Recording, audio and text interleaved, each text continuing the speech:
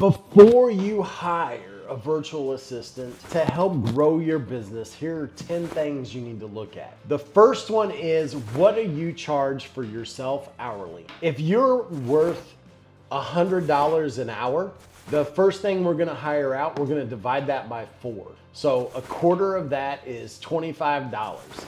Anything that you can pay somebody $25 an hour or less, you're going to stop doing it. You're never gonna do it anymore. You're gonna hire it out to do it. We start with the less expensive tasks first, paperwork, processing, and then we grow from there, editing videos, etc. So the first thing we're gonna do is we're gonna look at how much we make per hourly. We're gonna divide it by a quarter, 25%, and then everything that we can pay somebody that amount and less, we're gonna stop doing it. The next thing you're gonna do is you're gonna write down every task that you're currently doing. And you're gonna identify what you can assign to that virtual assistant and what you need to hire. So we've got the dollar amount, the $25. If you're a $100 an hour employee, everything $25 and less. And then we're gonna write down what we do for a couple days. Every time you do a new task, how long it takes and what it does. And then that's what you're gonna take to come up with the tasks for your virtual assistant to do. And then the third thing is, and you're gonna have the expectations based on the hours it takes and everything you've done prior, that you're gonna be able to assign that to a virtual assistant to be done. And just like with any position, you should be hiring based on some type of personality or testing that shows what your employee, what your worker is going to be good at, and what is their strengths. Because we don't want somebody who's a personable person to basically sit and work by themselves all day and with no interaction. So you want to make sure that you're identifying what are strengths, what are their natural strengths, because anybody can do any job for a certain amount of time, but how can we get them to grow? So the easiest one that most people use is the DISC personality profile. So you have DISC.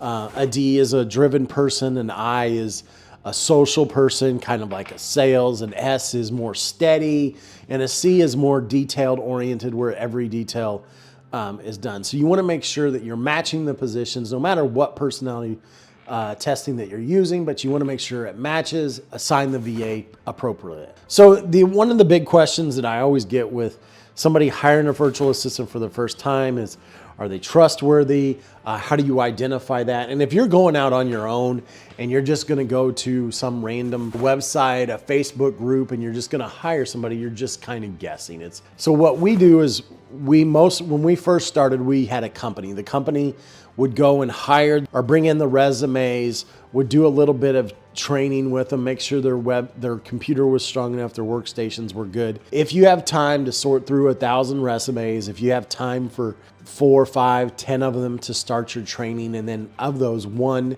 maybe if you're lucky, 2 will make it through the training where you can actually have them work for you, then do it yourself. But the time that it takes, and like, again, we're talking about, we've said it earlier, on the first thing we're doing is figuring out what your hourly rate is like, well, if you already know that you can hire a company and you're not paying them $100 an hour, or you're not even paying them $25 an hour to hire it, why are you doing that for yourselves? Again, we always want to go back to that baseline of where you're at and what you're doing. The next thing is you want to establish communication.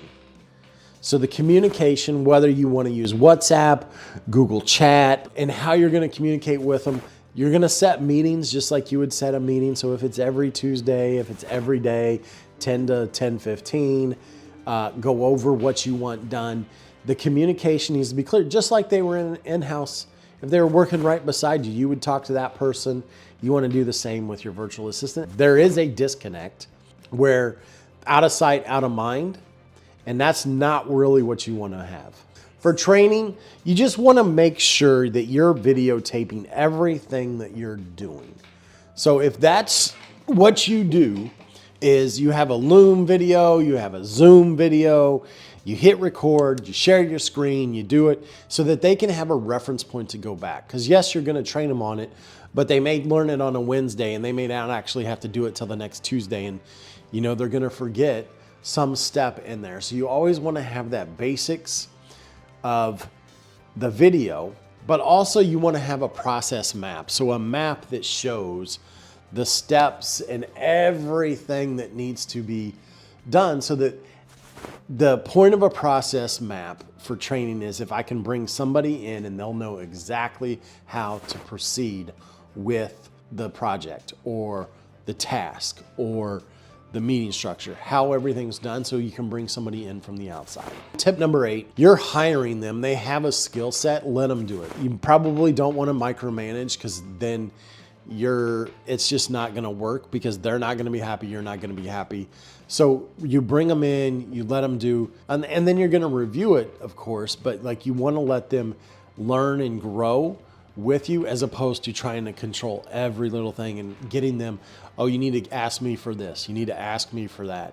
So you want them to learn just like a regular employee, whether they're sitting beside you or whatever else. And that's the big thing we want to talk about, is make sure they're just like a regular employee.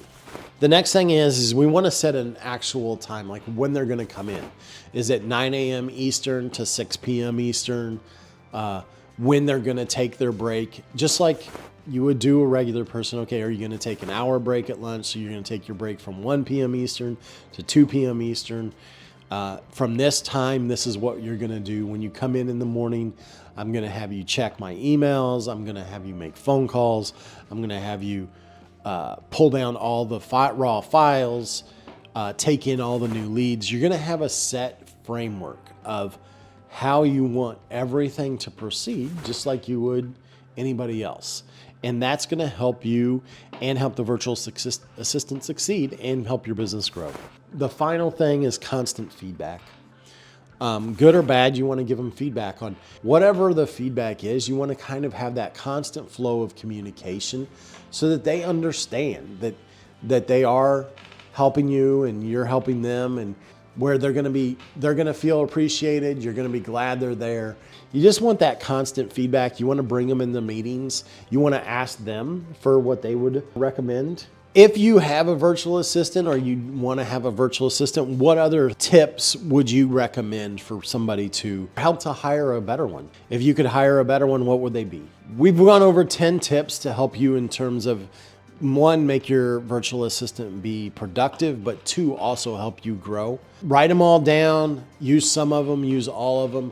But these are ways to help that we've been using for years and years to help us all run all our companies virtually.